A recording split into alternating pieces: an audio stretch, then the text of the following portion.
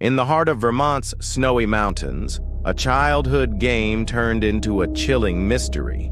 Our family cabin, surrounded by dense woods, was the perfect playground for my sister Emily and me.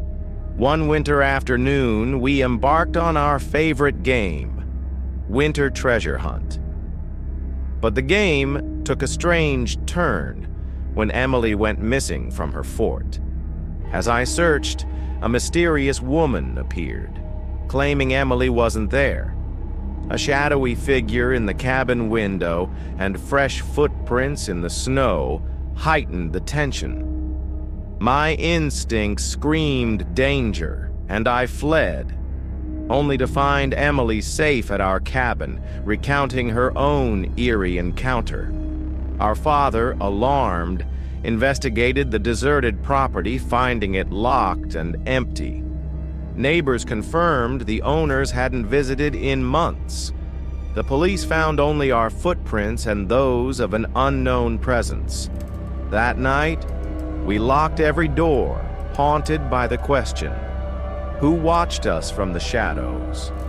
The mystery of that snowstorm night remains unsolved, a chilling reminder of the unknown lurking in the woods.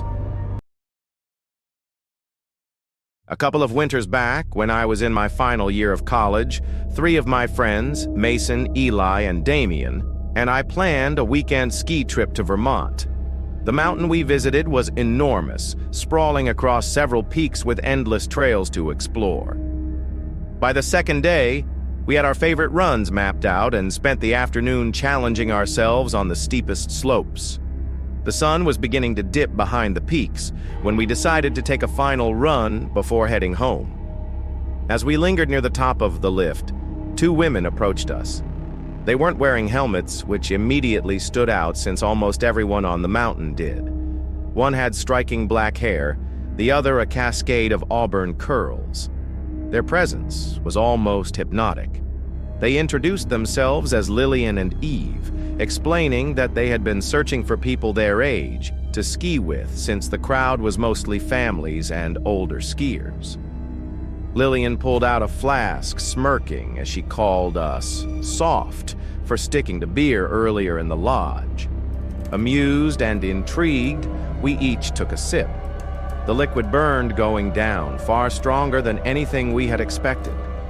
I noticed Damien drink more than the rest of us, and I made a mental note to keep an eye on him. Something about these women put me on edge. The way they watched us, their odd amusement when we spoke. After some casual conversation, Eve asked if we had ever skied a trail called Widow's Hollow. The name didn't ring a bell, and Mason, who was usually our go-to for directions, wasn't with us on this trip. They described it as a hidden glade run, only accessible by hiking off-trail for a short distance. We all loved glade skiing, so despite a nagging hesitation in the back of my mind, we agreed to follow. We took off our skis and hiked through the snow-covered woods. It was eerily quiet. No wind, no distant chatter of skiers, just our boots crunching over ice. Damien and Eli walked ahead with the women, engrossed in their flirtations, while Mason and I hung back. "This doesn't feel right," Mason muttered. "A trail this good wouldn't be this hidden." I nodded, glancing around at the untouched snow. "Feels like no one's been here in a long time." We reached a clearing where the terrain sloped downward. Lillian gestured ahead, claiming the entrance to the trail was just beyond a thick cluster of trees. Then she pulled out the flask again, insisting we finish it before heading down. Damien and Eli didn't hesitate, drinking deeply. When the bottle reached Mason, he hesitated. For a split second, Eve's face darkened, her charming smirk vanishing into something cold and emotionless. But it was so brief that I wasn't sure I had seen it at all. Mason took a small sip, and when it was my turn, I only pretended to drink. Something was wrong. Neither Lillian nor Eve had taken a single sip this entire time. I checked my phone only 30 minutes before the lifts shut down. I mentioned the time, hoping to back out, but Lillian laughed. No worries. This trail leads right back to the base. Then, without another word, she and Eve launched themselves down the slope, calling out for us to keep up. Damien and Eli were right behind them before Mason and I could object.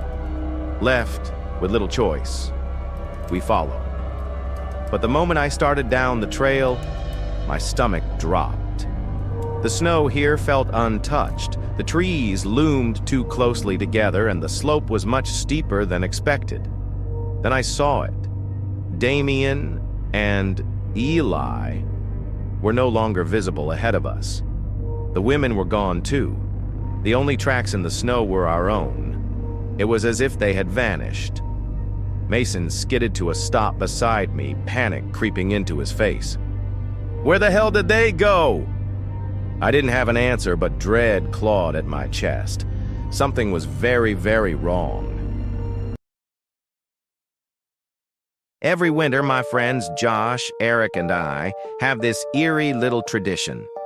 We walk onto a frozen lake in the dead of night. It's not about proving our bravery or anything like that. We just enjoy the unsettling quiet. There's something surreal about standing in the middle of an endless sheet of ice, with nothing but the cold wind and the ghostly glow of the moonlight reflecting off the snow. If you've ever been in the woods after a heavy snowfall, you know the kind of silence I'm talking about.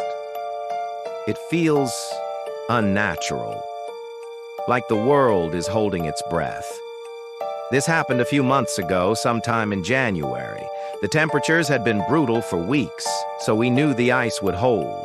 That night, the snow was falling heavily, covering everything in a thick, unbroken layer. Josh was driving his old truck, and after a short ride filled with dumb jokes and Eric complaining about the cold, we parked near the edge of the lake and started our walk. The air was razor sharp against our faces, and our boots crunched against the packed snow. Josh and Eric lit cigarettes, their glowing embers the only warmth in the freezing dark. We were maybe 100 feet from the shore when we noticed something strange. Across the lake, near the tree line, something large was moving, slowly, deliberately. At first we thought it was an animal, a bear maybe. But something wasn't right. It moved in a way that wasn't quite natural. It was hunched over, dragging something behind it, leaving a long, dark trail in the snow. We stopped, barely breathing. Is that a person? Eric whispered. The figure straightened suddenly, as if sensing us. And that's when we saw it clearly.